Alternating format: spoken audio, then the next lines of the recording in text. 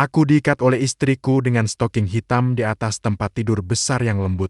Di pergelangan tanganku terasa sensasi dingin dan licin berulang-ulang. Aku menundukkan kepala dan melihat.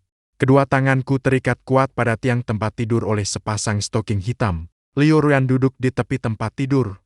Ujung jarinya menyapu pipiku. Dia menjilat sudut bibirnya lalu berkata padaku, "Sayang, sebelum kita pulang ke rumah, tidak seperti ini. Dulu aku menjadi suami kontrak selama 5 tahun, selalu menuruti keinginannya.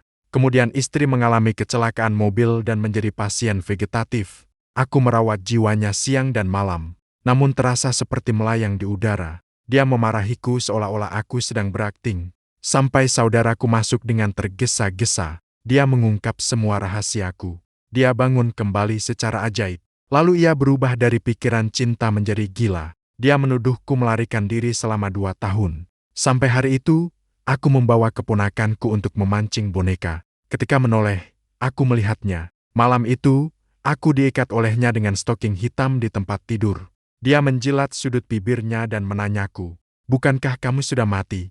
Saudaramu menonton iklan 15 detik dan menghidupkanmu kembali." Suara bip di ruang perawatan intensif terdengar seperti stopwatch yang menghitung waktu hidup. Aku menatap Liu Ruyan yang terbaring di ranjang dengan tabung-tabung menempel. Tanpa ekspresi, dia adalah istriku, secara nominal. Sekarang dia menjadi pasien vegetatif. Aku menghitung dengan jari-jariku. Sisa kontrak 5 tahun tinggal 3 bulan terakhir. 90 hari, 5 juta cukup. Aku dan kakakku akan hidup tanpa kekhawatiran materi di sisa hidup. Cukup juga untuk dana pendidikan keponakanku. Lalu langit luas dan laut terbuka. Aku dibebaskan setelah menjalani hukuman. Dokter mendekatiku dengan laporan di tangan, wajahnya serius. "Tuan Ken, kerusakan otak Nona Liu sangat parah. Kemungkinan ia bangun kembali sangat tipis." Dia menyarankan untuk menghentikan perawatan yang terlalu mahal dan agresif.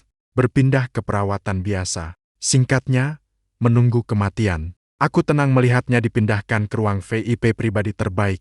Biayanya seharusnya tidak perlu dikhawatirkan. Dokter terkejut. Tatapannya berubah dari simpati menjadi rasa hormat. Mungkin dia menganggap ini sebagai cinta. Tapi dia tidak tahu. Kami berdua hanya menikah karena kontrak. Aku hanya melindungi keselamatan pribadi Liu Ruyan. Selama aku masih bernapas, tugasku belum gagal. Dan keluarganya tidak kekurangan uang. Di ruang perawatan kelas atas sangat sepi. Hanya suara alat. Aku memeras handuk panas. Mulai bekerja hari demi hari. Menyeka wajahnya, leher dan lengan. Setiap inci kulit ditangani dengan standar. Tekanan merata, seperti merawat barang porselen mahal. Membalikan posisi dan menepuk punggung. Menangani kotoran, lalu memijat otot yang kaku. Semua teratur, tanpa emosi.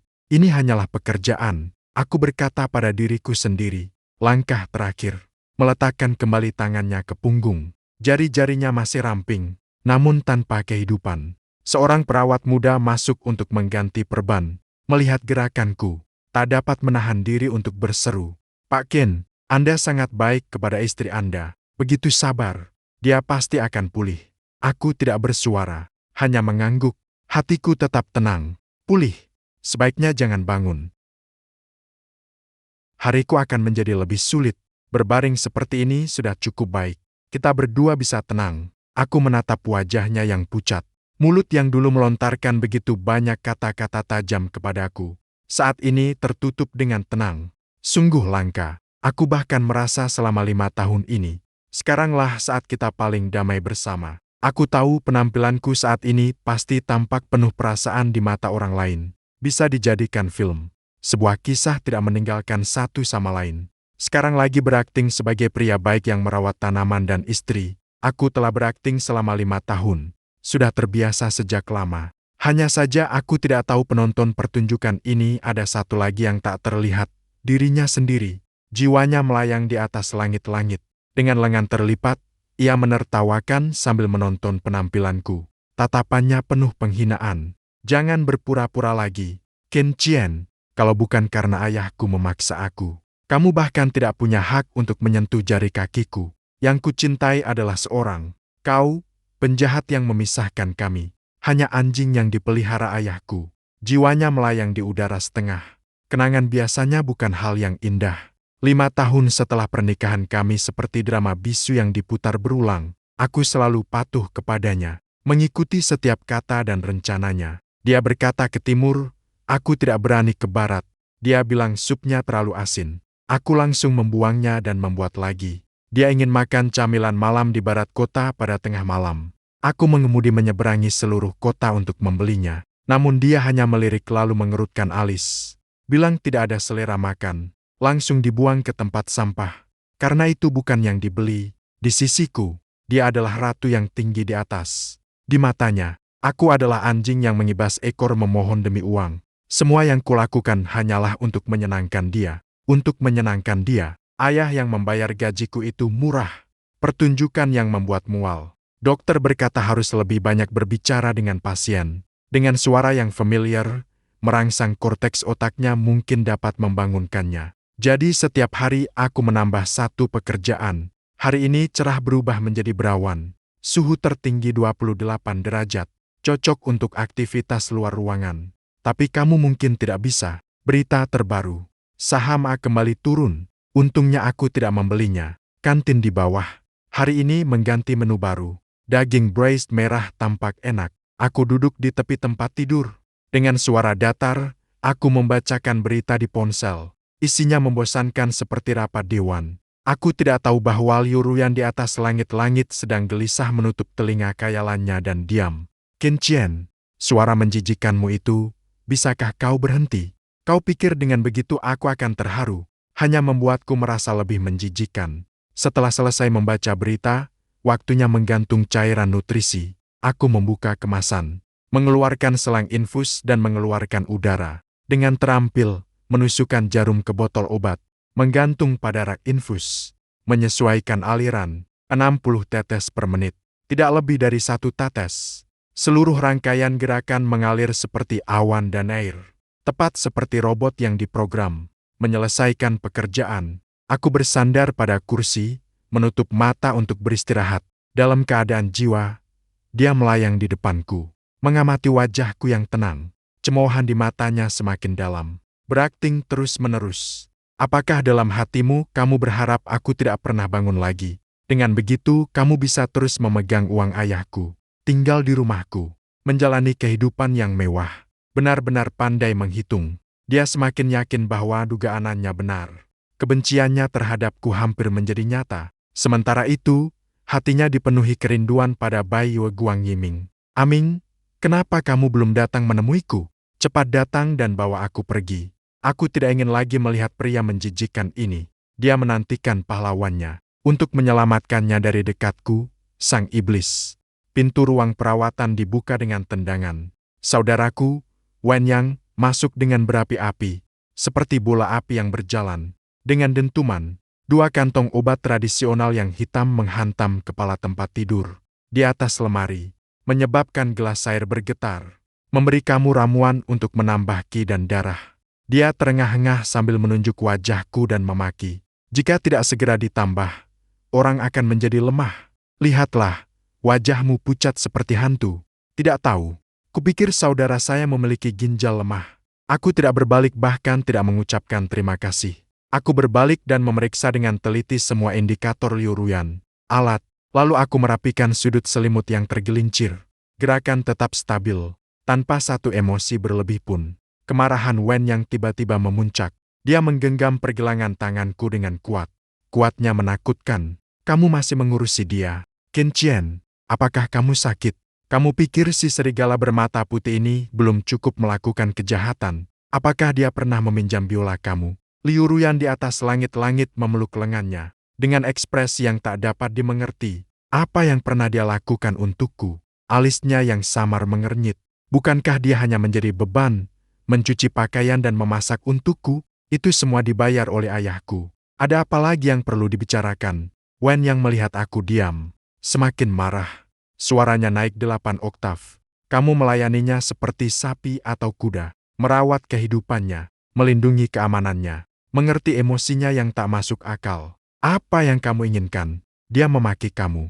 Ingin, dia menolakmu. Teman dekatnya yang bernama Han tidak tahan melihatnya. Membantumu memberi kata-kata baik. Lalu dia berbalik dan berselisih dengan orang itu. Kemudian dia bahkan diblokir oleh seseorang yang mencari orang. Kamu lupa, karena dia menyarankan Liu Ruyan untuk bersikap lebih baik padamu. Seorang pria hina, seorang wanita buta. Kenapa kamu masih berurusan dengan mereka? Aku akhirnya merespons, melepaskan tangannya. Jangan bicara lagi. Suaraku lembut, namun mengandung ketegasan dingin yang tak terbantahkan. Mengucapkan semua ini tidak ada gunanya. Waktunya hampir tiba. Wen yang terkejut, dengan ekspresi seperti menatap orang bodoh. Kamu jadi bodoh, kan? Menyiksa wanita seperti ini. Kamu tidak masih karena dia terlalu emosional, kan? Kau sudah tidak waras, kan? Aku mengerutkan bibir. Bagaimana mungkin Wen yang masih ingin berkata sesuatu, namun terhenti oleh kebekuan di mataku. Dan Liu Ruyan yang melayang di udara pertama kali merasa bingung. Han Qingyue diblokir oleh seseorang yang mencari orang. Dia hanya ingat dulu pernah berdebat keras dengan Han Qingyue. Setelah itu, Han Qingyue tidak pernah menghubunginya lagi. Dia mengira Han Qingyue cemburu dan iri pada hubungannya dengan Yiming. Ternyata karena jiwaku, Liu Ruyan pertama kali merasa terkejut. Kata-kata Wen yang seperti palu yang menembus celah pada keyakinannya yang kuat. Apakah selain memasak dan menjadi penurut, ada hal lain yang belum ku ketahui? Wen yang melihat sikapku yang tak terpengaruh. Mungkin dia marah sampai gila. Wajah tampan itu memerah, seperti udang yang sudah direbus. Qin Qian, apakah kamu menjadi bodoh karena disiksa? Detik berikutnya terdengar suara berderak. Kemeja lengan pendekku ditarik lepas dari kerahnya oleh dia. Kancing, beberapa kancing terlepas. Dari dada hingga lengan. 2 bekas luka seperti kelabang terbuka di udara. 1 melintang di dada, hanya beberapa inci dari jantung. Bekas lain dari bahuku hingga siku. Di kulit yang terlalu pucat karena kehilangan darah. Seperti 2 retakan mengerikan yang tak akan pernah sembuh. Wen yang menunjuk kedua bekas luka itu. Matanya memerah. Lihat, kan? Ini bukan tanda lahir. Kamu tidak ingat tahun kedua kuliah? Dia memutar kepala dan menatap keras Liu Ruyan di tempat tidur rumah sakit. Tengah malam, dia bersikeras pergi kencan di luar kampus dengan cahaya bulan putih miliknya. Ternyata dia bertemu beberapa preman mabuk. Mei langsung pingsan. Hampir saja dibawa orang ke dalam semak kecil. Bagaimana dengan pahlawan cahaya bulan putih miliknya? Suara Wen yang penuh dengan cemoohan dan ejekan. Dia lari tanpa menoleh kembali, meninggalkannya sendirian. Kamu ini. Dia dengan keras mendorongku ke tepi tempat tidur, menunjuk hidungku sambil memaki. Kamu, bergegas menyelamatkannya. Di bawah langit-langit yang kosong, aku seakan merasakan sejumput rasa dingin yang menusuk tulang.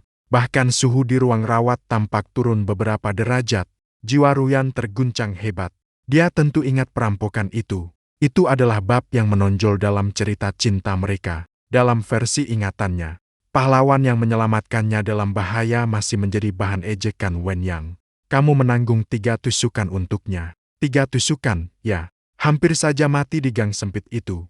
Ternyata semua pujian diambil oleh si pengecut yang melarikan diri. Dia terbangun. Saat membuka mata, dia melihat cahaya bulan putih yang tidak terluka sedikit pun. Sial, aktor terbaik tahun ini tidak memberikannya kepadanya akan sangat disayangkan.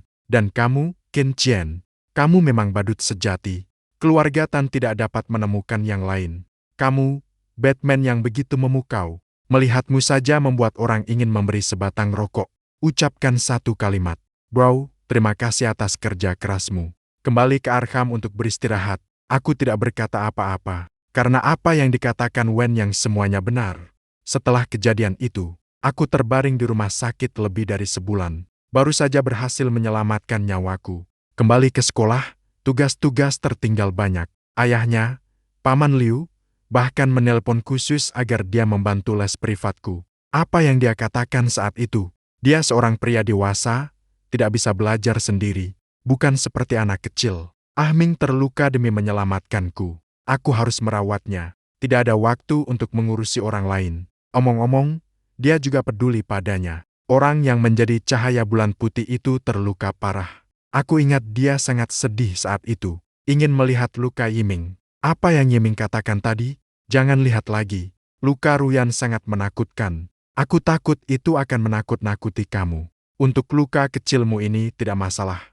Sekarang kusadari, itu benar-benar akting setingkat aktor utama. Tidak ada plester sekalipun di tubuhnya. Apa yang dia gunakan untuk menakut-nakuti orang? Apakah dengan kulit wajahnya yang lebih tebal daripada tembok kota? Keraguan besar mungkin sudah meletus dalam jiwa Liu Ruyan. Keadaan jiwanya yang pucat. Jari-jarinya tanpa sadar menyentuh bekas luka terpanjang di dadanya. Tidak terasa, namun terlihat tidak rata. Selain itu, seminggu yang lalu, suara Wen yang kembali naik satu tingkat. Penuh dengan kemarahan yang frustrasi karena tidak menjadi kuat. Gadis bodoh ini mengalami kecelakaan mobil. Ban darah rumah sakit dalam keadaan darurat. Kamu kembali seperti orang bodoh. Berlarian dengan riang mengambil darahmu sendiri untuk menyelamatkannya. Dia menunjuk wajahku dengan rasa sakit yang mendalam. Malu karena tidak menjadi kuat. Lihatlah dirimu sendiri. Penampilanmu yang menyeramkan sekarang. Mengambil 400 cc darah. Kamu hampir kehilangan nyawamu. Menyelamatkan orang vegetatif itu ada gunanya apa? Apakah dia akan bangun kembali? Akhirnya aku mengerutkan alis. Wen Yang, jangan campur lagi. Di ruang rawat, berisik keras seperti apa? Aku melakukan semua ini ada alasannya. Alasan apa? Alasan apa yang membuatmu rela menyerahkan nyawamu? Dia hampir tertawa karena marah. Kau memang seperti Zhou, tapi seperti Boiling Sheep. Seperti Tom Chat, kau adalah versi khusus Boiling Sheep. Bahkan Beautiful Sheep sudah masuk ke Wolf Castle untuk hotpot. Kau masih di pintu membuat shawl untuknya. Kau begitu terharu sampai membuat dirimu sendiri terharu. Tapi pada akhirnya, hatinya hanya milik Jai Sheep dan Jerry, kata Wen Yang. Seperti pisau berkarat yang menggerogoti dadaku. Akhirnya aku tak tahan lagi. Lalu apa yang bisa kulakukan? Suaraku lembut, namun mengandung kelelahan yang dingin. Hal yang paling aku sesali sekarang adalah dulu tidak mengakui bahwa 3 luka itu kuterima. Tapi saat itu, bagaimana aku mengakui bahwa aku berbaring di rumah sakit lebih dari sebulan sebelum kembali ke sekolah? Cahaya bulan putihnya yang sial itu sudah menampilkan seluruh skrip lengkap dengan aura pahlawan di depan dia. Mengingat betapa terpesonanya dia pada Yiming saat itu. Jika aku muncul dan mengungkapkan kebenaran, kau kira dia akan mempercayai aku? Aku tertawa sinis. Dia hanya akan menganggapku keji dan tidak bermoral. Iri pada pahlawan keluarganya. Bahkan ingin merebut pujian atas pertolongan menyelamatkan nyawa. Saat itu, berada di sisinya akan lebih menyedihkan daripada neraka. Jangan bicarakan aku lagi. Ayahnya sendiri menjelaskan kepadanya. Dia menganggapnya seperti angin di telinga. Dia pikir ayahnya melakukannya untuk mempertemukan kami berdua. Sengaja menipunya. Dia bahkan tidak mempercayai ayahnya sendiri. Aku yang hanya mengurus urusan dengan uang. Apa artinya? Saat kata-kataku selesai terucap, udara di seluruh ruang perawatan seakan mengeras. Liu Ruyan yang berada di langit-langit, jiwanya tidak lagi hancur, melainkan hancur total. Dia mengambil darah dan memberi transfusi kepadaku. Tidak heran wajahnya pucat seperti hantu. Ternyata beberapa hari yang lalu dia sudah hampir meninggal. Dia teringat ayahnya memang pernah menyebutkan, golongan darahnya langka, darah RH negatif, yang biasa disebut darah penda. Ayahnya juga pernah berkata, Ken Chen, anak ini memiliki keberanian yang sama denganmu. Itulah salah satu alasan aku memilihnya. Bagaimana dia menjawab saat itu? Ayah, kamu menjijikan. Kamu hanya mencari seorang pengawal, dan harus cocok golongan darahnya. Kamu menganggapnya apa? Seperti ban darah bergerak. Sekarang, bila dipikirkan kembali, dia sebenarnya yang paling menjijikan. Dia tidak pernah peduli pada segala hal tentangku. Banyak potongan ingatan yang diabaikannya. Saat ini, seperti kaca paling tajam yang menusuk setiap inci jiwanya. Aku selalu menyiapkan makanan hangat untuknya. Karena perutnya sensitif, dia menolak karena terlalu berminyak. Aku selalu menunggu ketika dia pulang larut, di ruang tamu dengan lampu temaram. Karena dia takut gelap, dia memarahi aku karena terlalu ribet dan boros listrik. Saat haidnya, aku diam-diam menyiapkan air gula merah dan pemanas tubuh. Karena setiap kali dia sakit sampai wajahnya menjadi pucat, dia bilang baunya obat tradisional tidak sedap, langsung mengalir ke saluran pembuangan. Hal-hal ini dulu dia anggap remeh, detail yang ia cemooh. Sekarang, hal itu terasa seberat 1000 kilogram, menekan dia hingga tak bisa bernapas. Dia mulai menilai dirinya sendiri. Apakah sikap dingin, kasar, dan mengabaikannya terhadapku memang wajar? Dia memperlakukannya seperti pekerja yang dibeli dengan uang, datang bila dipanggil, pergi bila diusir. Namun jika alat ini terus melindungi nyawanya untuknya, dia masih buta mata dan hati. menaruh kehormatan yang seharusnya miliknya di kepala orang lain dengan tangannya sendiri. Apakah dia bersalah? Pong! Wen Yang membanting pintu dan keluar. Suara keras yang menggema, mengguncang sehingga seluruh dunia menjadi hening. Di ruang perawatan hanya tersisa suara tetesan yang teratur. Jiwa Liu Ruyan meringkuk di udara setengah. Seperti bayi yang ditinggalkan dunia. Tangisan tanpa suara. Pertama kali aku merasakan rasa sakit yang mengiris hati. Di balik rasa sakit ini ada sesuatu yang sangat besar. Kait yang tidak berani dia sentuh. Berapa banyak sebenarnya dia berutang padaku? Siapa sebenarnya yang mencintainya? Pintu belakang Wen yang terbanting keras, menggemakan suara. Seluruh dunia kembali hening. Hanya tersisa satu nada monoton. Pasti menang. Aku menunduk tanpa ekspresi, mengambil 2 bungkus obat hitam pekat. Aroma obat yang sangat tajam. Sedikit menyengat hidung. Wen yang selalu seperti itu, seperti gelembung yang mudah meletup. Tapi apa yang dia katakan sebenarnya tidak salah. Aku memang seorang badut, tapi badut pun harus makan. Aku menata paket obat terapi di atas meja samping tempat tidur. Nanti akan menyeduh secangkir untuk diminum. Harus tetap kuat, tidak boleh menyerah dalam 3 bulan terakhir. Aku berjalan ke tepi tempat tidur, menatap Liu Ruyan yang tenang di atas tempat tidur. Wajahnya tampak lebih kecil daripada sebelumnya. Pucat seperti selembar kertas. Aku menarik lengannya, mulai melakukan gerakan sendi pada dia. Gerakan pergelangan, siku, dan bahu sangat lembut, sangat standar. Aku berbicara pada diri sendiri, seperti sedang berkata padanya, lalu seperti berbicara pada diriku sendiri. Dokter menyuruhku melakukan ini. Katanya ini dapat memperlambat atrofi otot. Jika kamu terbangun, pemulihanmu akan lebih cepat. Aku tersenyum dalam hati. Lebih baik jangan bangun. Aku tak ingin lagi melihat wajahnya yang penuh penghinaan dan kebencian. Aku tak ingin lagi mendengarnya berkata, Qin Qian, kamu sungguh menjijikan. Berbaring seperti ini lebih baik untuk kita berdua. Aku memegang jari-jarinya yang halus. Satu persatu menggerakkannya. Di atas langit-langit, jiwa Liu Ruyan melayang tepat di atasku. Dia menatap wajahku yang pucat. Menatap lingkaran hitam pekat di bawah mataku. Melihat gerakanku yang agak lemah karena kehilangan darah berlebih. Untuk pertama kalinya dia menatapku begitu serius. Bukan seperti penilaian tinggi yang dulu, juga bukan pengabaian yang dingin, namun dengan rasa peduli, dengan rasa bersalah, dengan emosi rumit yang tak terucapkan. Dia teringat lampu temaram di ruang tamu dan sosok yang bersandar di sofa sambil tidur ringan. Dia melihat lubang jarum baru di punggung tanganku.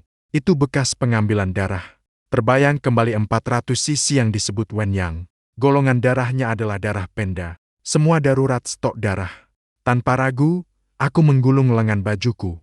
Jiwanya bergetar, mengulurkan tangan yang semu. Dia ingin menyentuh wajahku, ingin menghapus kelelahan di dahiku. Ujung jarinya lembut menyentuh pipiku, lalu tanpa halangan melintasinya. Tidak ada suhu, tidak ada rasa, tidak ada apa-apa. Seakan orang itu tidak pernah ada. Namun tiba-tiba saya merasakan dingin di dahi. Seperti ada sesuatu yang dingin melintas di wajahku. Secara refleks saya mengangkat tangan menyentuh dahi. Merasa tekanan yang tak dapat dijelaskan, seolah ada sepasang mata yang menatapku dengan tajam, dan ada rasa dingin yang aneh. Tiba-tiba melintas di dahi saya, sangat ringan dan dingin, seperti sehelai bulu es, menyapu perlahan. Gerakanku terhenti, secara refleks menyentuh dahi. Tidak ada apa-apa. Apakah aliran udara AC mengarah padaku? Saya menengok ke langit-langit. Ventilasi berada di ujung lain ruangan. Jendela juga tertutup rapat. Saya mengerutkan alis. Ada apa ini? Saya bergumam pelan. Suhu turun, tidak tepat. Perasaan ini terlalu aneh. Saya tak tahan lagi, menyentuh dahi lagi. Dingin itu sudah menghilang. Sebuah pikiran konyol muncul. Mungkin ada sesuatu yang tidak bersih? Mungkin ada hantu perempuan yang tertarik padaku. Saya menertawakan diri sendiri, mengernyit bibir, berbicara kepada udara. Kakak, matamu tidak begitu bagus. Ya. Kenapa tertarik padaku? Apakah karena aku tampan? Atau karena aku adalah suami 24 filial yang melayani orang lumpuh? Aku beritahu kamu, aku sangat miskin. Bahkan kertas bakar yang kupakai hanya seharga 1 sen per lembar. Kalau kamu ingin mencari tiket makan jangka panjang untuk keluar, belok kiri ke ruang perawatan sebelah. Maka Pak tua itu pasti berduit tebal. Setelah mengatakannya, aku sendiri merasa agak lucu. Mungkin karena akhir-akhir ini terlalu lelah. Aku mulai mengalami halusinasi. Aku menggelengkan kepala, berusaha mengusir adegan absurd ini dari pikiranku. Namun rasa dia menatapku terasa semakin kuat. Bahkan disertai sejumput kesedihan yang tak terungkap. Aku tidak melihat. Di atas kepalaku, di ruang setengah udara yang tak kulihat, sebuah tetes air transparan meluncur dari ketiadaan, menabrak tanah. Tanpa suara, tanpa jejak, ia menatapku dengan tatapan yang belum pernah kulihat sebelumnya. Seakan ingin mengatakannya padaku. Namun aku tidak bisa mendengar atau melihatnya. Saat aku merasa suasana ruangan ini agak berat, pintu tiba-tiba berderit keras. Dibuka dengan keras dari luar. Sahabat baik sang protagonis, Lin Lei, tiba masuk seperti angin kencang. Dia seperti peluru artileri yang terarah tepat. Langsung melompat ke samping tempat tidur Liu Ruyan. Ruyan, sahabatku yang baik, kenapa kamu jadi mengalami masalah? Suara tangisannya memilukan. Seakan-akan langsung mengikutinya pergi. Kenapa kamu sial sekali? Kamu membuatku tidak tahu harus bagaimana. Ekspresinya penuh perasaan. Aktingnya berlebihan. Cukup membuat anjing di bawah juga melolong 2 kali. Aku berdiri di samping, menatap penampilannya tanpa ekspresi. Canda sinis di mataku hampir meluap. Benar-benar tidak mengecewakan sebagai mahasiswa akting. Dasar-dasarnya kuat. Aku mengambil selembar handuk penyerap. Lanjut mengusap jari Liu Ruyan. Seakan-akan drama tahunan ini tidak ada. Lin Lei melengking selama beberapa saat. Mungkin dia menyadari bahwa aku satu-satunya penonton tidak terlalu kooperatif. Suara tangisan perlahan mengecil. Dia terisak sambil memutar kepala. Menatapku dengan mata merah bengkak yang membuatku kasihan. Lalu nadanya berubah. Menyertakan nada perintah yang merendahkan. Qin Qian, kamu harus merawat Liu Ruyan dengan baik. Dia orangnya keras di mulut tapi lembut di hati. Meskipun biasanya agak dingin padamu, tapi sebenarnya dia menyukaimu. Aku hampir tertawa. Ada aku, ada tempatku. Mungkin aku berada di urutan pertama daftar hitamnya. Aku perlahan meletakkan handuk. Senyum muncul di sudut bibir. Aku menatapnya seolah sedang mengobrol santai. Bukankah kamu lebih ingin dia mati? Ekspresi sedih di wajah Lin Lei membeku seketika. Seperti topeng gipsum kualitas rendah. Jika dia mati, tak ada lagi yang merebut pacarmu. Kamu dan orang yang kamu cintai tidak jadi bisa bersama secara terbuka. Bukankah begitu? Warna darah di wajahnya menghilang seketika. Tatapannya panik seperti kucing yang ekornya diinjak. Kamu ngomong-ngomong kosong apa? Suaranya tiba-tiba menjadi tajam. Dengan kepanikan yang bergetar. Hubungan aku dan Liu Ruyan paling baik. Kami adalah sahabat karib. Aku tidak punya pacar. Dia semakin kacau. Tatapannya melirik ke segala arah. Dia tidak berani menatap mataku. Pada saat itu, reaksinya adalah jawaban terbaik. Dan udara di ruang perawatan menjadi lebih dingin. Wajah Lin Lei berubah-ubah antara pucat dan kebiruan. Canggungnya sampai terasa seperti bisa mengorek apartemen 3 kamar dengan jari kaki. Saat itu juga, pintu ruang perawatan terbuka lagi. Cahaya bulan putih yang selalu dia pikirkan. Nama panggungnya datang. Tampak konyol. Mengenakan setelan jas yang dipotong rapi. Rambutnya disisir dengan sangat rapi. Aku melihat dia langsung melempar handuk yang dipegangnya ke dalam bak. Percikan air menyebar kemana-mana. Pemilik sebenarnya datang. Sarkasme dalam nadaku. Bahkan aku sendiri merasa itu menyakitkan. Cinta sejati Ruyan kembali. Jadi, Ruyan, kamu yang akan merawatnya? Ya, aku yang mengganggu ini bisa pergi. Yiming mengerutkan alis. Dia bahkan tidak menatapku sekalipun. Langsung berjalan ke sisi Lin Lei. Dia berbicara seolah-olah itu wajar. Seakan menyatakan sebuah fakta. Dia adalah istrimu. Tentu saja, kamu yang merawatnya. Apa hubungannya dengan aku? Dia akhirnya melirik Liu Ruyan yang terbaring di tempat tidur. Tatapannya penuh kebencian yang tak disembunyikan. Ingin aku mengurus kotorannya dan menyiapkan urin untuknya. Tidak mungkin. Dia tidak layak. Udara turun ke titik beku. Itu adalah rasa dingin yang menusuk tulang. Dingin yang merembes dari celah-celah tulang. Aku bahkan merasa hantu perempuan yang kupikirkan di langit-langit. Saat ini mungkin sudah ingin membunuh orang. Aku berpikir, jika jiwa Liu Ruyan benar-benar ada di sini, dia mungkin sudah terhenti di tempat karena kata-kata itu. Dia telah mencintai selama bertahun-tahun ini. Pria yang selalu terbayang dalam hatinya. Setelah dia menjadi koma, bahkan sekadar menatapnya lagi terasa menjijikan. Yiming sepertinya merasa kata-kata belum cukup tegas. Dia menatap Liu Ruyan dengan tidak sabar. Jam tangan mewah yang diberikan Liu Ruyan di pergelangan tangannya. Kalau bukan saat SMP, aku menipu orang bodoh ini dengan otak cinta, supaya dia menandatangani perjanjian warisan untukku. Dia berkata kalau mati nanti akan memberiku sejumlah uang besar. Kau pikir aku rela datang ke tempat sial ini? Aku merasa seluruh udara ruang perawatan meledak. Angin kencang yang tak jelas berhembus di telingaku, membuat bulu kuduk di leher belakangku berdiri tegak. Hantu perempuan itu tampak gila. Aku tidak bisa melihatnya, tapi aku merasakan kemarahan dan keputusasaan yang histeris.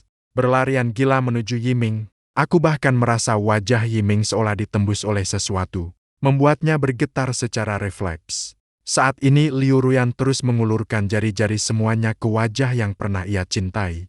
Jahanam, kau pria hina. Aku bukan orang yang terjebak dalam cinta. Kau penipu yang menipu aku selama bertahun-tahun. Aku belum mati. Aku masih bisa bangun. Apakah kau tidak mau berpura-pura lagi? Aku tidak dapat mendengar raungan hantu perempuan yang tak bersuara. Tapi aku cukup menantikan kehancuran yang terobek. Jiwa Liu Ruyan sedang gila secara berlebihan. Pria yang ia cintai selama lebih dari 10 tahun. Ternyata hanya mencintai uangnya. Bahkan berpura-pura pun terasa membuang waktu. Seseorang yang sepenuhnya mengabaikan kata-kataku. Dia dengan mudah meraih tangan Lin Lei yang berada di sampingnya. Ibu jari masih dengan bangga menggores di punggung tangannya, mulai memamerkan. Gerakan itu seperti memamerkan barang rampasan murah yang baru didapat. Tidak seperti yang kami sukai. Kesombongan dalam suaranya hampir terasa menetes minyak. Sungguh mengerti dan perhatian. Tidak hanya memberiku uang untuk dibelanjakan, tapi juga dengan cepat menyerahkan dirinya kepadaku. Lin Lei bersandar malu-malu di atasnya. Seluruh tubuhnya seolah tidak memiliki tulang. Keduanya sama sekali tidak menganggapku sebagai orang luar. Juga tidak menganggap orang yang berbaring di tempat tidur itu sebagai manusia hidup. Seperti melihat sekumpulan sampah, mereka melirik Liu Ruyan yang terbaring di ranjang rumah sakit. Kau pikir aku benar-benar mencintainya? Seorang gadis bodoh yang hanya memikirkan cinta. Saat kecil, beberapa kata manis saja sudah membuatnya kebingungan. Sekarang dewasa, masih pura-pura menjadi gadis suci di depanku. Tidak mengizinkan aku menyentuhnya sekalipun. Sungguh menjijikkan. Angin tak terlihat itu membuat bulu kudukku berdiri satu persatu. Aku yakin AC tidak dinyalakan setinggi itu. Jiwa Liu Ruyan mengaum. Lin Lei tertawa geli. Suaranya tajam dan menyakitkan. Benar, Aming mengajarkan teorinya yang dibanggakan dengan nada orang yang sudah berpengalaman.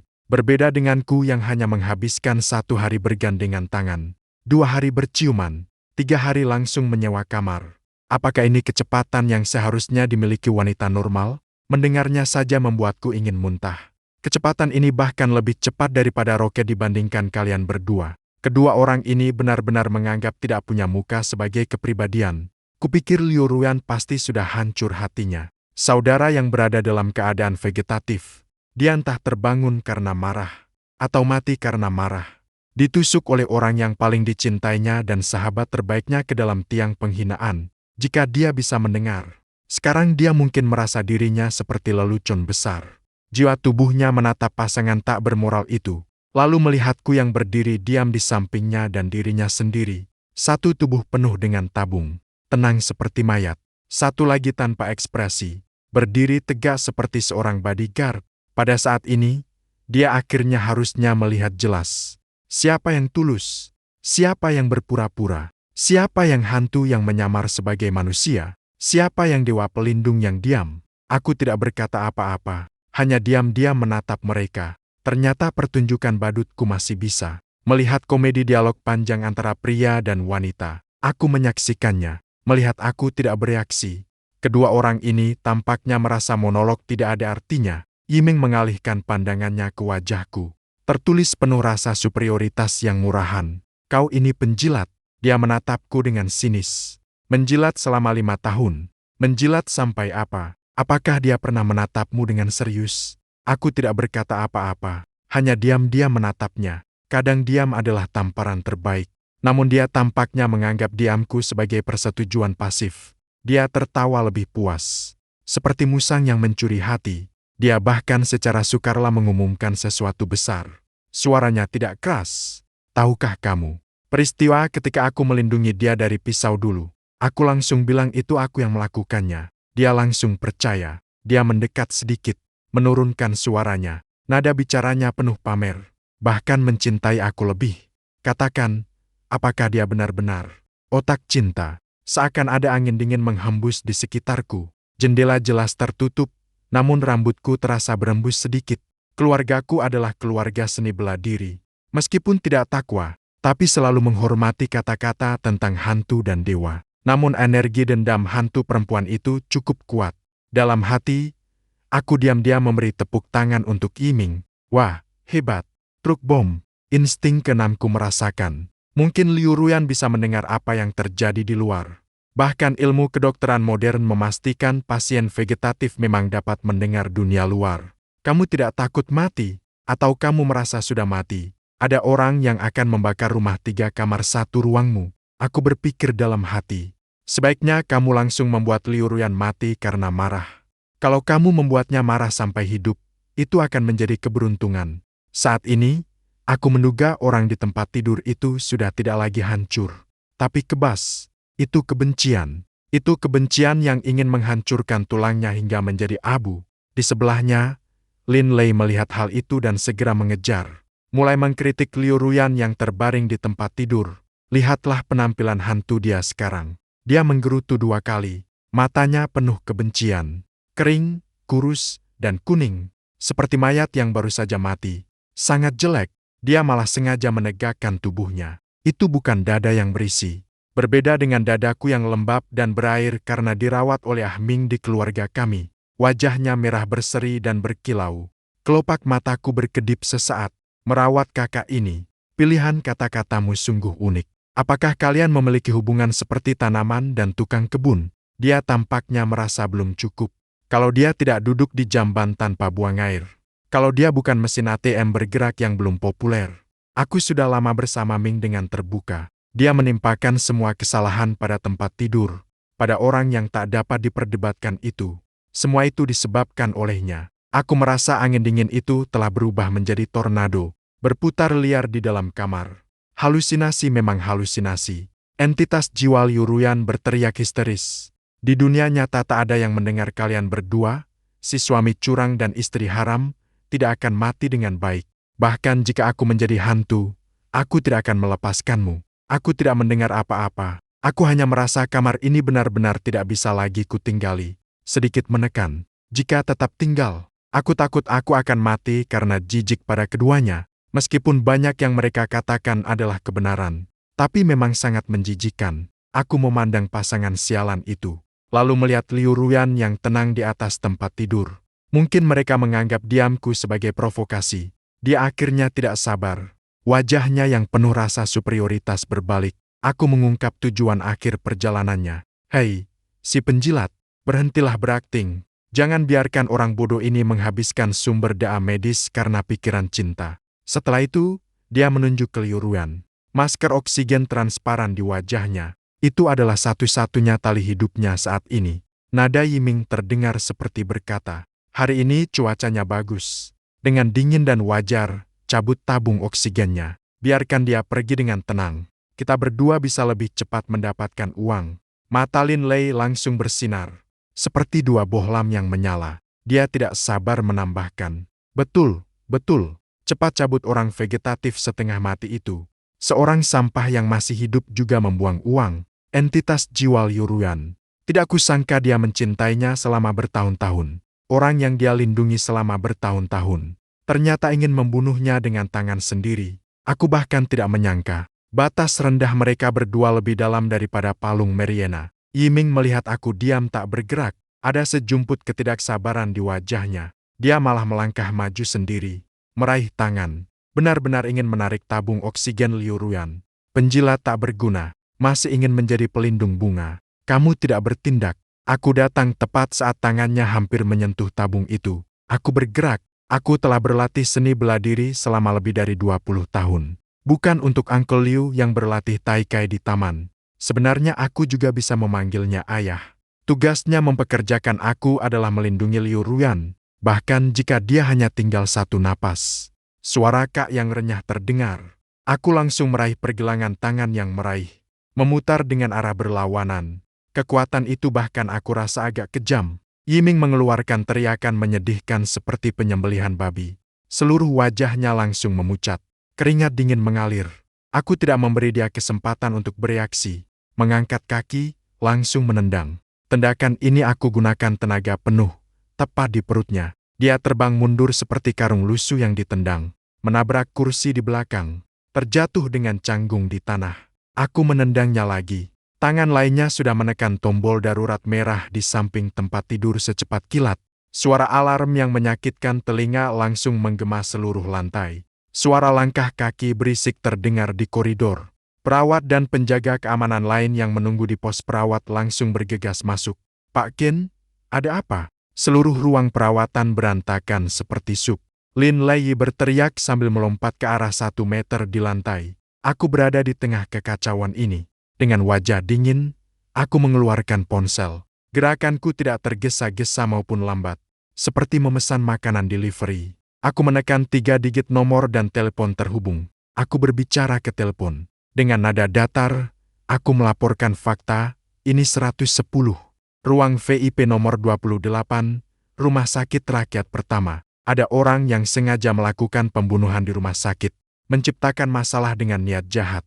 Satpam dan polisi datang dengan cepat. Seluruh lantai menjadi sangat ramai karena tindakanku. Yiming masih berguling dan mengamuk di lantai. Dengan kata-kata kotor, dia memaki. Dia menuduh aku menyalahgunakan kekuasaan. Lin Lei pria memeluknya, menangis seperti hujan bunga. Dia menuduh aku seorang fanatik kekerasan. Aku bersandar di dinding. Dengan pandangan dingin, aku menyaksikan pertunjukan terakhir pasangan badut ini. Polisi berpengalaman. Mereka menonton rekaman CCTV. Masing-masing mengangkat mereka seperti memegang anak ayam. Aku mengeluarkan ponsel dan menelpon ayah Liu Ruan. "Paman Liu, tenanglah. Aku tahu misiku. Ruan, aku akan melindungimu dengan baik. Tidak ada masalah.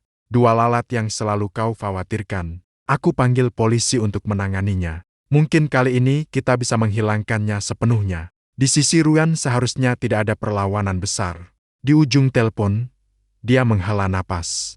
"Kali ini kami akan memeras mereka sampai mati. Ruan juga tidak akan bangun lagi. Tidak akan menjadi gila." Dia berkata. Ayahku menutup telepon. Dunia menjadi tenang. 5 hari kemudian, segalanya selesai sepenuhnya. Liu Fu bergegas datang dengan penampilan berdebu. Dia tampak bertambah beberapa tahun. Pembuluh merah di matanya padat seperti jaring. Dia memberitahuku bahwa dia menggerakkan beberapa hubungan. Nama panggung dan tuduhan terhadap Lin Lei menjadi lebih berat. Upaya pembunuhan berencana yang gagal. Dihukum dengan beberapa kejahatan sekaligus. Setidaknya harus berada di dalam selama 56 tahun. Dia menepuk bahuku. Wajahnya menampakkan sedikit kepuasan. "Begitulah yang baik. Kalau Liu Ruan bangun, tidak ada yang mengganggu kalian lagi. Kalian bisa mengembangkan perasaan dengan baik." Di samping itu, roh Liu Ruan mengangguk. Ia berkata dengan dua, "Ya, sayang, nanti kamu baik-baik saja bersama aku. Aku tahu aku salah. Dulu otakku tidak bagus. Aku menjadi gila. Sayangnya aku tidak bisa mendengar." Aku menatapnya dengan tenang dan menggelengkan kepala. Paman Liu masih memiliki 3 bulan kontrak lagi. Bahkan jika dia bisa bangun, kita tetap tidak akan bersama. Mendengar kata-kata itu. Di samping itu, Liu Ruan roh memelukku tanpa memedulikan wujud rohnya. Ingin menggenggam tanganku. Menggoda aku. Namun lewat keadaan rohnya yang melintasi tubuhku, Liu Ruan berkata, "Sayang, jangan. Aku belum menggantimu. Bagaimana kamu bisa melarikan diri diam-diam? Jangan aku. Aku benar-benar tahu aku salah. Kalau kamu mau uang, aku bisa memberi banyak uang. Biarkan ayahku memberi kamu banyak sekali uang. Kamu cukup ganti rugi kepadaku." Dia terkejut. Setelah bersama selama 5 tahun, belum terbentuk perasaan. Aku tersenyum pahit sambil mengerutkan bibir. Tersenyum itu tidak sampai ke mataku. Seperti hatinya tidak pernah memiliki aku. Seperti hatiku hanya berisi tugas. Saat kata-kata itu baru saja terucap, di ruang perawatan, rasa dingin yang familiar kembali menyerang. Roh Liu Ruan melayang mendekat, berayun di depanku. Dia berkata, "Aku memiliki kamu. Di hatiku, memang ada kamu. Hanya saja aku tidak bisa membedakannya. Apakah aku bisa membedakannya sekarang? Kamu percaya padaku?" Aku rasa ada sesuatu yang dingin menyentuh wajahku. Seakan-akan aku mendengar bisikan yang pecah. Kamu benar-benar tidak pernah mencintaiku? Aku tidak percaya. Aku tidak percaya kamu hanya demi uang bisa melakukan hal ini. Roh Liu Ruyan di samping berkata. Liu Fu menghela napas panjang. Seakan-akan tiba-tiba tersedut. Semua tenaga itu juga salahku. Semua salahku karena memanjakan dia. Membuatnya menjadi bodoh. Dia menatap putrinya di ranjang rumah sakit dengan pandangan yang rumit. Dulu di universitas. Aku takut dia akan ditipu uang dan cinta oleh orang seperti itu, jadi aku mencarimu, supaya kamu melindunginya di sekolah. Keluargamu adalah keluarga ahli bela diri. Ayahmu juga pahlawan yang berani menolong. Aku sangat mempercayai perilakumu. Jadi kemudian aku memaksa mengatur pernikahanmu dengan dia. Dia terdiam sejenak. Nada suaranya mengandung sedikit rasa bersalah. Namun kembali ke pembicaraan. Benar-benar seperti tali rafia. Selalu memilih hal-hal kecil. Memutus nasib sial, selalu memilih orang yang malang. Ayahmu yang memiliki keahlian hebat tidak seharusnya pergi begitu saja, meninggalkan kalian berdua, kakak adik, dalam kesendirian. Aku menatap langit-langit, tatapanku terasa melayang. Aku tidak peduli dengan penderitaan aku dan kakakku.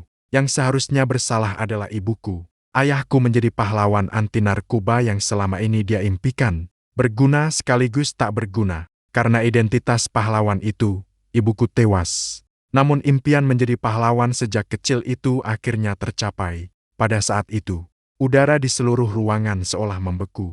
Rasa dingin itu, seketika berubah menjadi tombak es yang menusuk tulang, seakan ingin membekukan jiwaku. Liu Ruyan yang tak kulihat itu, mendengar semua yang terjadi. Ternyata pernikahan kami bukan karena aku yang terus mengejarnya, melainkan sebuah rencana ayahnya untuk melindunginya. Ternyata aku, yang dia pandang sebagai penjilat yang hanya mengejar keuntungan. Di belakang suamiku ada 7 hantu kehancuran keluarga. Ayahnya adalah pahlawan anti narkoba, meninggal di tangan para bandar narkoba.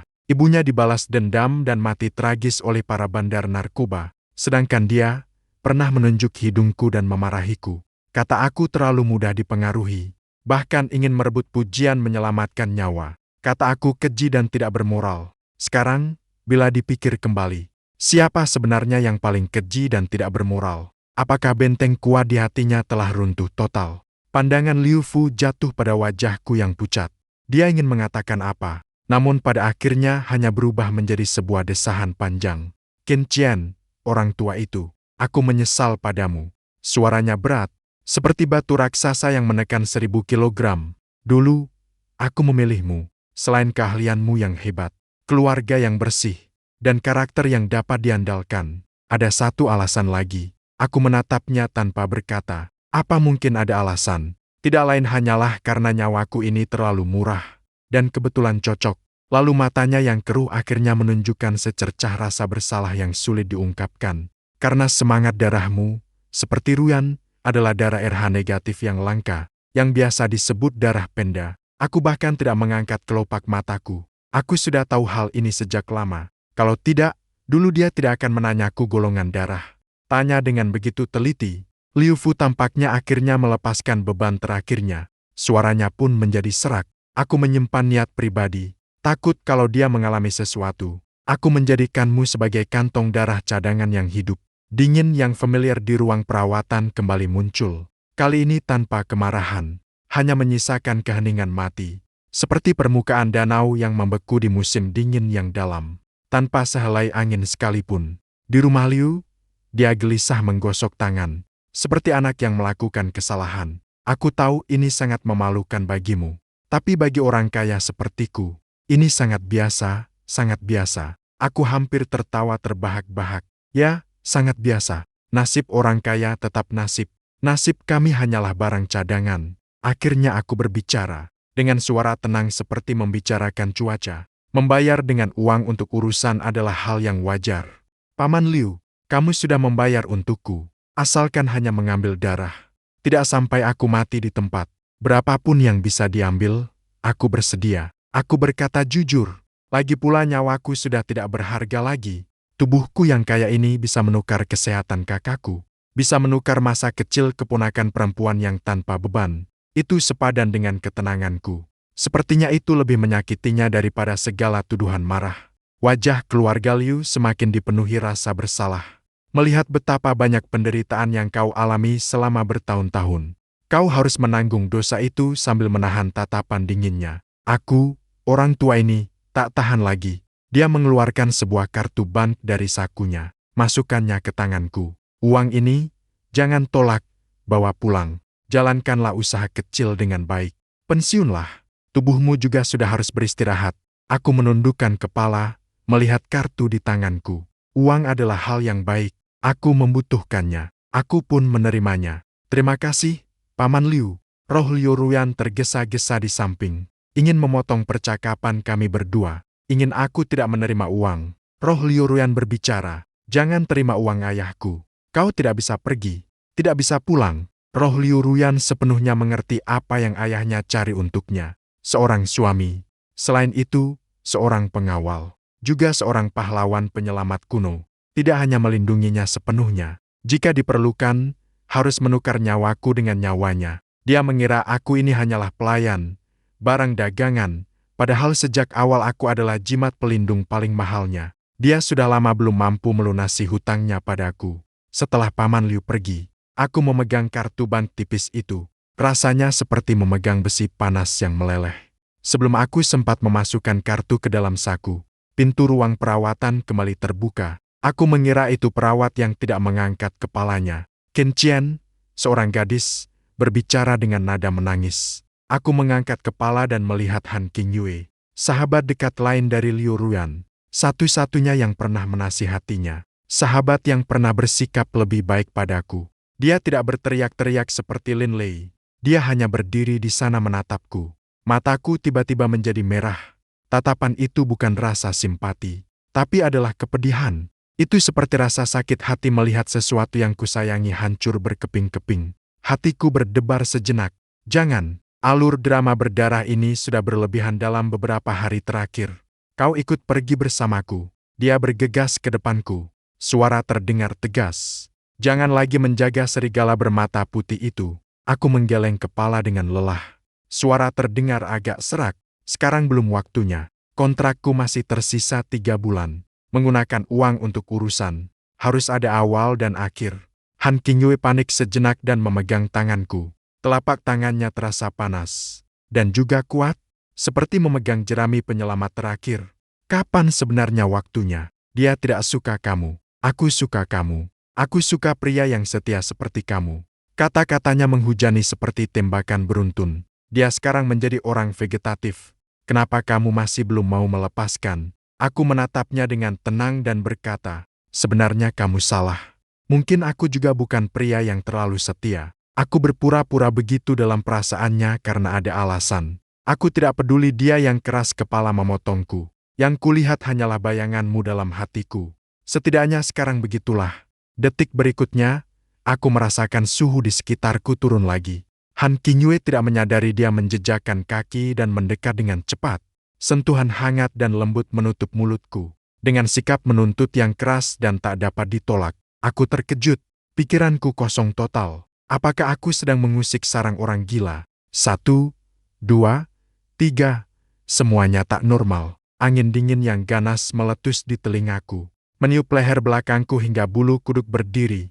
Aku tidak bisa melihatnya. Saat ini, Liu Ruyan yang berada dalam keadaan jiwa telah menjadi hantu ganas. Dia menggunakan kedua tangan semuanya untuk merobek kami berdua dengan gila, berusaha memisahkan kami berdua, tapi sia-sia. Tangannya meluncur mulus melewati tubuh kami berdua. Tidak tahan, dia melontarkan makian. Kau, sahabat palsu, kau sedang apa? Kau melakukan apa pada suamiku? Aku tidak mendengar raungan tak bersuara itu.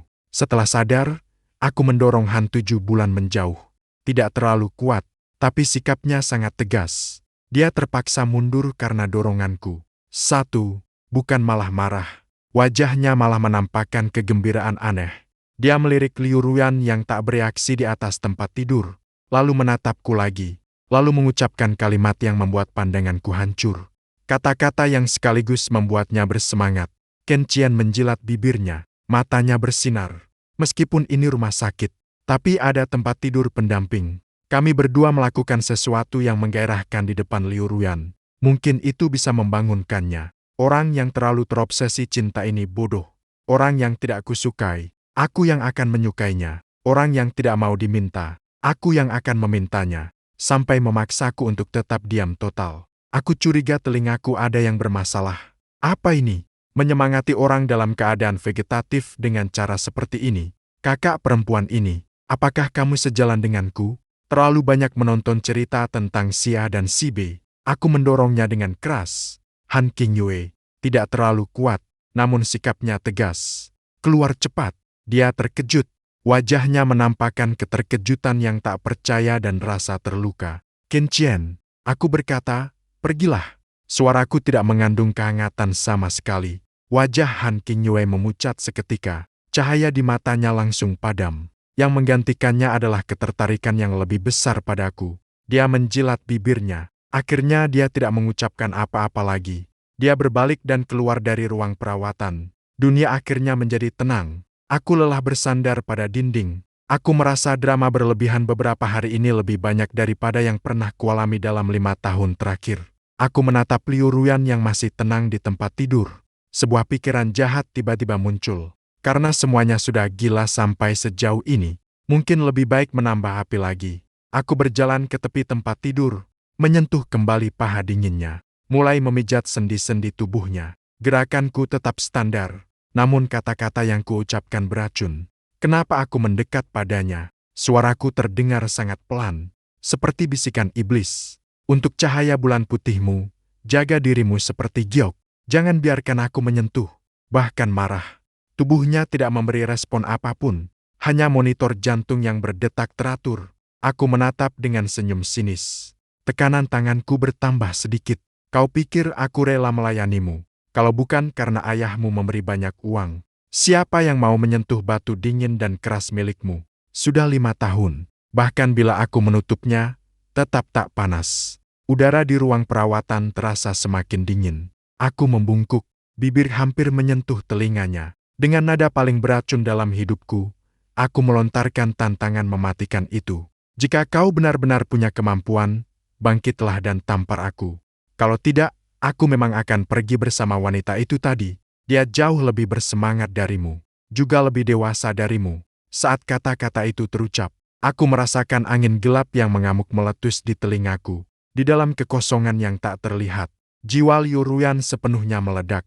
Kecemburuan, kemarahan, dan keinginan menguasai yang menembus tulang, membuatnya benar-benar gila. Beranilah, sepanjang hidupmu kau milikku. Dia mengaum dengan sekuat tenaga, melompat ke arahku, ingin menamparku, ingin merobekku. Tangan-tangan ilusi itu menerobos tubuhku tanpa halangan, namun secara tak sengaja, malah menghantam dirinya sendiri. Orang tua yang terbaring di atas tempat tidur. Pada saat kontak itu, cahaya putih menyilaukan. Jiwanya yang melayang seakan ditarik kembali ke tubuhnya oleh pusaran besar yang tiba-tiba. Bip bip bip bip. Monitor jantung mengeluarkan suara alarm yang tajam dan menyakitkan. Detak jantung berdegup liar. Saya tiba-tiba duduk tegak dan menatap ranjang pasien. Liu Ruyan, jari yang selama ini tak bernyawa tergantung di sisi tubuhnya tiba-tiba bergerak. Saya berpikir, aku harus pergi. Dia benar-benar akan bangun. Sial, aku tidak mau lagi melewati hari-hari pahit penuh kesedihan seperti dulu. Saya terkejut oleh perubahan mendadak ini. Otak saya menjadi kosong. 1 detik kemudian, saya kembali sadar seperti tersambar listrik. Saya menekan bel panggilan darurat di samping tempat tidur. Dokter, dokter. Seluruh lantai VIP langsung menjadi kacau berantakan karena saya. Para dokter dan perawat bergegas masuk. Setelah serangkaian pemeriksaan yang panik, semua orang menatap saya dengan tatapan seolah melihat keajaiban. Dokter penanggung jawab menyesuaikan kacamatanya. Dalam suaranya terdengar ketidakpercayaan. Keajaiban medis. Tuan Qin. Aktivitas gelombang otak Miss Liu sangat aktif. Ada tanda-tanda kebangkitan. Saya segera memberitahu ayah Liu. Saat dia datang, dia begitu bersemangat hampir berlutut di depan saya. Dia memegang tangan saya dan mengucapkan terima kasih berulang-ulang kepada Qin Qian. Terima kasih sebesar-besarnya tak terucapkan. Pak Xie, tolong, izinkan saya tinggal 2 bulan lagi. Sampai Liu Ruyan pulih sepenuhnya, saya akan menambahkan uang lagi. Sejumlah uang besar. Saya menatap rambutnya yang beruban. Akhirnya saya mengangguk. 2 bulan menukar kebebasan total untuk sisa hidup saya. Kesepakatan ini menguntungkan. Namun saya segera menyadari bahwa saya terlalu cepat menyetujuinya. Setelah terbangun, Liu Ruyan benar-benar tidak normal. Dia melihatku pada pandangan pertama saat bangun. Tidak ada rasa benci, tidak ada kebekuan. Justru ada kehangatan yang belum pernah kulihat sebelumnya. Tatapan yang hampir melelehkanku. Tatapan itu penuh cinta dan keinginan memiliki yang kuat. Aku mengantarkan makanan untuknya. Dia tidak makan. Suamiku beri aku makan. Dia berkedip. Suaranya lembut dan manja. Seperti sedang manja. Seluruh tubuhku kaku. Menurut isyarat dokter yang mengikuti tatapan pasien, aku dengan gan mengambil 1 sendok bubur dan menaruhnya di bibirnya. Dia mengambil 1 suap, namun tidak menelannya. Detik berikutnya, dia tiba-tiba mendekat, menyentuh wajahku dengan kedua tangan. Dengan mulutnya, dia menelan bubur itu ke dalam mulutku. Seluruh diriku menjadi batu. Dia menjilat bibirnya, tersenyum seperti kucing yang mencuri ikan. Balas budi, aku dengan keras mendorongnya. Wajahku memucat, matanya langsung merah. Air mata besar mengalir deras. Seperti anak anjing yang ditinggalkan seluruh dunia. Suamiku, aku salah. Dia menarik ujung bajuku, menangis terengah-terengah. Jangan bersikap dingin padaku lagi. Aku takut nanti kamu memintaku melakukan sesuatu. Biarkan aku melakukannya. Oke, kamu boleh melakukan apa saja padaku. Hatiku berantakan seperti benang kusut. Malam hari, dia harus memegang tanganku agar bisa tidur. Kemudian dia bahkan menepuk tempat tidur kecilnya sendiri, memberi perintah kepadaku. Tidurlah bersamaku. Kamu tidak di sisiku. Aku tidak bisa tidur. Aku menunjuk tempat tidur pendamping di sebelah. Aku tidur di sini. Aku baru saja berbaring. Dia malah langsung membuka selimut dan turun dari tempat tidur. Tanpa berkata-kata, dia memanjat tempat tidur kecilku. Seluruh tubuhnya menekan di atasku. Tubuhnya yang hangat dan lembut menempel erat padaku. Aku bisa merasakan dengan jelas naik turunnya dadanya. Aku benar-benar kebingungan. Kamu sedang apa? Dia mencari posisi yang nyaman di pelukanku. Suara dengan tawa puas. Kamu tidak tidur di sampingku.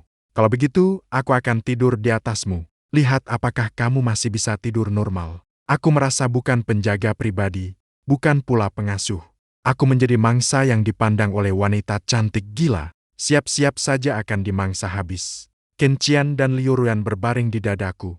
Jari-jarinya menggesek wajahku dengan lembut. Apakah kamu tidak pernah menyukainya aku? Bahkan sedikit pun.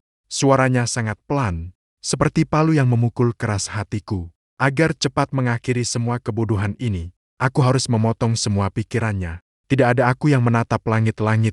Suaranya dingin tanpa rasa. Tidak pernah. Semua yang kulakukan demi uang. Untuk menunaikan kontrak Nash dan ayahmu. Tubuhnya kaku. Detik berikutnya, kemejaku tiba-tiba ditariknya. Suara klik kancing terlepas, meluncur dari dadaku ke lengan. Beberapa bekas luka mengerikan itu terpapar begitu saja di udara. Air matanya langsung mengalir. Seperti mutiara yang putus talinya, dia mengulurkan tangan yang gemetar. Menyentuh lembut bekas luka terdekat dengan jantung. Ujung jari yang dingin meluncur di kulit yang tidak rata. Membuatku merinding. Tiba-tiba dia menjerit padaku. Suaranya tajam dan sedih. Jika kamu tidak menyukainya, aku akan menangkis pedang untukmu. Jika kamu tidak menyukainya, aku akan merawatmu selama bertahun-tahun tanpa henti. Melindungi aku, menahan semua sifat burukku. Dia melompat ke dalam pelukanku seperti orang gila. Lengan ganda memelukku erat, membuatku terasa sakit. Kamu menipuku. Tangisnya penuh dengan kepastian dan kegilaan yang tak terhingga. Kamu menyukaiku. Yang paling kamu suka adalah aku. Aku tahu semua ini kamu lakukan untukku. Qin Qian, aku mencintaimu. Aku juga paling mencintaimu. Menghadapi pengakuan yang begitu lurus dan berapi-api darinya, aku pertama kali merasa kebingungan, penyamaratan dan penahan diri selama 5 tahun. Pada saat ini hancur berantakan. Aku dengan susah payah membuka mulut. Aku benar-benar hanya demi uang. Orang sepertiku tidak pantas untukmu. Aku tidak peduli. Dia mengangkat kepala dengan cepat. Mata merah menyala dengan api yang sakit. Kamu tidak mencintaiku. Kalau begitu, aku akan memaksa kamu mencintaiku. Dia memegang wajahku. Dia menciumku dengan keras. Bukan ciuman. Itu menggigit lidahnya. Dengan paksa membuka rahangku. Dengan rekan-rekan yang tak dapat ditolak dan kegilaan. Mereka menyerbu mulutku. Aku hampir tercekik karena ciumannya. Pikiranku kosong. Wanita ini benar-benar gila. Kondisi patologis Liu Ruyan semakin parah tiap hari. Dia memerintahkan bodyguardnya mengirimkan gaun pengantin dan hadiah yang sudah dipesan sebelumnya. Di dalam kamar rumah sakit kecil ini, Qin Qian, mari kita mengulang pernikahan. Dia duduk di tempat tidur dengan gaun pengantin putih bersih. Tersenyum puas sekaligus obsesif. Kali ini aku rela menikah denganmu. Aku melihat gaun hitam yang rapi itu. Kulit kepalaku bergetar. Aku tak bisa menahan. Dia menepuk jari. 2 bodyguard setinggi 1,9 meter, kuat seperti beruang. 1 di kiri, 1 di kanan berdiri di belakangku. Lalu aku mengganti pakaian itu. Di bawah penindasan kekuatan militer yang absolut, aku dipaksa mengadakan pernikahan absurd di kamar rumah sakit bersamanya. Tidak ada tamu, tidak ada pendeta, hanya cinta obsesif dan gila darinya serta 2 bodyguard tanpa ekspresi. Suami, kamu bisa mencium pengantinmu sekarang. Dia menutup mata dan mengangkat wajahnya. Aku berdiri tanpa bergerak. Dia menunggu beberapa detik, tiba-tiba membuka mata, langsung memegang wajahku, menggigit dengan keras. Ujung lidah berbau darah, mengaduk dengan gila. Aku merasa hampir ditelan olehnya. Hari saat keluar rumah sakit, aku pikir akhirnya aku bisa lepas. Aku dengan cepat menyiapkan barang-barangnya, berbalik dan ingin pergi. Kamu mau kemana? Suaranya terdengar dari belakang, dingin seperti es. Aku tidak menoleh. Kontraknya sudah berakhir. Aku harus pergi. Detik berikutnya, 2 pengawal itu muncul lagi di depanku. Seperti 2 gunung, mereka mengangkatku dari kiri dan kanan, langsung menempatkanku di kursi penumpang depan. Dengan suara klik, pintu mobil terkunci. Sebuah tali kuat mengikat kedua tanganku erat di depan tubuhku. Aku benar-benar menjadi ikan di atas talenan. Liu Ruyan duduk di kursi pengemudi, melihatku melalui kaca spion. Dia menatapku dengan senyum manja yang mengerikan. Senyum itu manis namun aneh. Sayang, kita pulang. Mobil perlahan mulai berjalan. Liu Ruyan sambil mengemudi, sambil melancarkan serangan brainwash kepadaku. Kamu jangan berpikir untuk melarikan diri. Kita sudah mengurus surat nikah. Kamu seumur hidup akan menjadi milikku. Jangan juga berpikir mencari hantu 7 bulan. Orang keji itu. Dia tidak layak menyentuh sehelai rambutmu. Hatiku terasa tercekik di tenggorokan.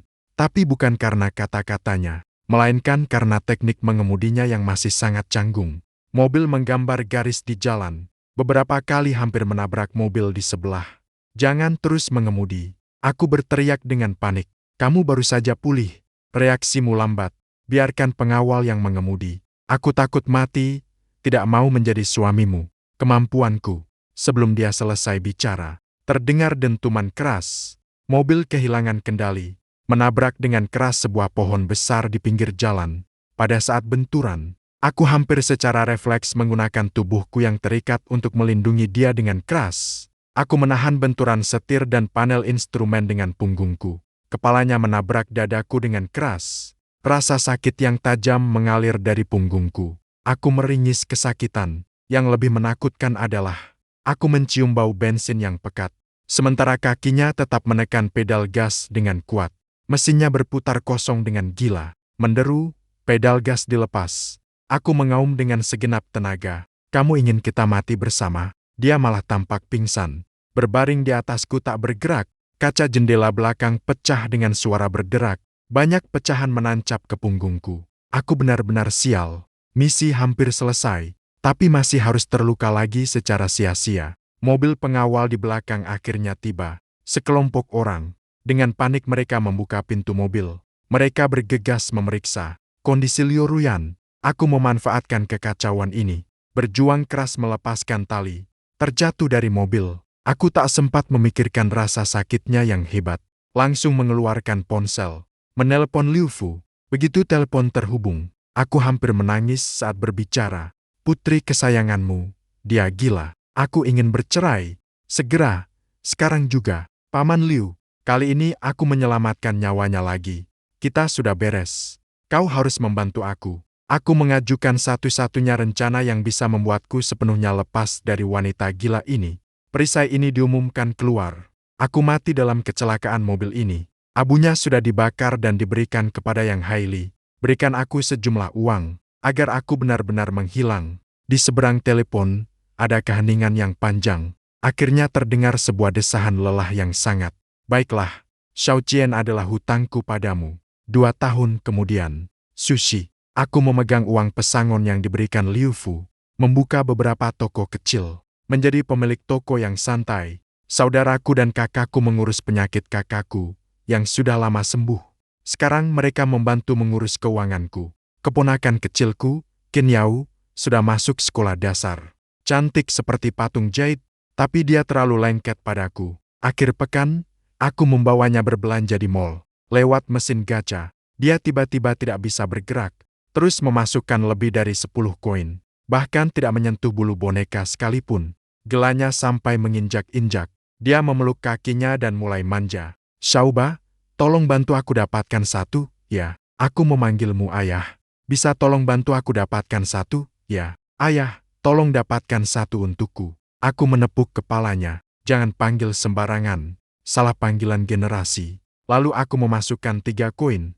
3 kali 5 dibagi kedua. Mendapatkan boneka terbesar.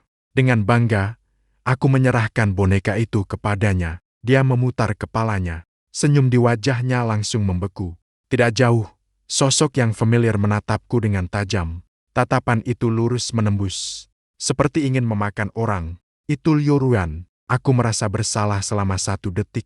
Langsung aku menarik keponakanku dan berlari tanpa menoleh. Malam itu, untuk merayakan keuntungan kuartal yang memecahkan rekor baru, aku mengajak temanku Wen Yang ke klub untuk mencuci kaki. Wen Yang sambil menikmati layanan terapis, sambil memberi acungan jempol padaku. Xiao Qian, kamu memang hebat. Aku pikir kamu benar-benar dipercik oleh wanita itu. Aku jadi penjilat. Ternyata itu hanya cara menunggu kesempatan untuk menghasilkan uang besar. Kamu, saudara, aku mengakui kamu sudah menghasilkan uang. Tidak lupa mengumpat saudaramu. Aku sekali lagi. Kamu bilang siapa yang harus aku serang? Aku serang orang itu. Kami berdua sedang membual. Setelah keluar dari pintu tempat cuci kaki, kami langsung diblokir oleh beberapa mobil mewah berwarna hitam. Pintu mobil terbuka. Seseorang yang mengenakan mantel hitam dengan sepatu but pendek hitam, sosok itu turun. Kakinya memakai stoking hitam. Kaki panjang di bawah rok pendek hitam berkilau putih di malam hari. Liu Ruan, matanya dingin sekaligus panas. Sangat sakit jiwa dan gila. Langkah demi langkah ia mendekatiku. Qian, lama tak bertemu. Aku terbangun kembali di antara 5 bodyguard yang ukuran dan tinggi badannya tidak sebanding denganku. Aku berbaring di atas tempat tidur besar yang lembut. Di pergelangan tanganku terasa sensasi dingin dan licin. Aku menundukkan kepala dan melihat. Tangan gandaku terikat kuat pada tiang tempat tidur oleh sepasang stoking hitam. Liu Ruan duduk di tepi tempat tidur. Ujung jarinya menyapu pipiku.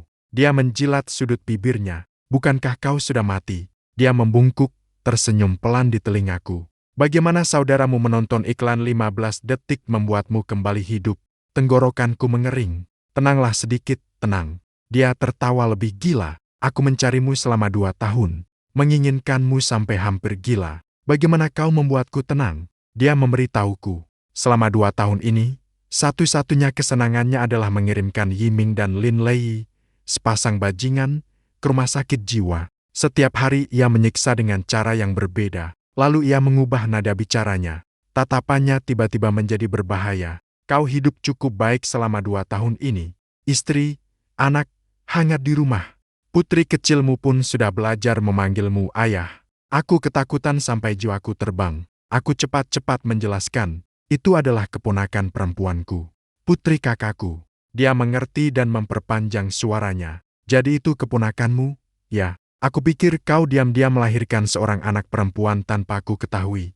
Kesalahpahaman terurai. Aku baru saja menghela napas lega. Namun dia tiba-tiba membungkuk. Dengan satu gerakan, dia mengangkat pakaianku. Jari-jarinya menyentuh 3 bekas luka yang sudah memudar di dadaku. Nafasnya yang hangat berhembus di telingaku. 3 bekas luka besar. Untuk melunasi hutang, aku akan meminta 3 potong pisau untuk menukar 3 nyawa. Adil, kan? Malam ini kita mulai. Aku ketakutan dan segera memohon ampun. Tunggu, aku belum siap. Tunggu aku makan beberapa ginjal dulu, baru kembali. Dia malah tertawa sambil menekan seluruh tubuhnya ke atasku. Dia melontarkan 2 kata di telingaku. Aku tidak sabar lagi.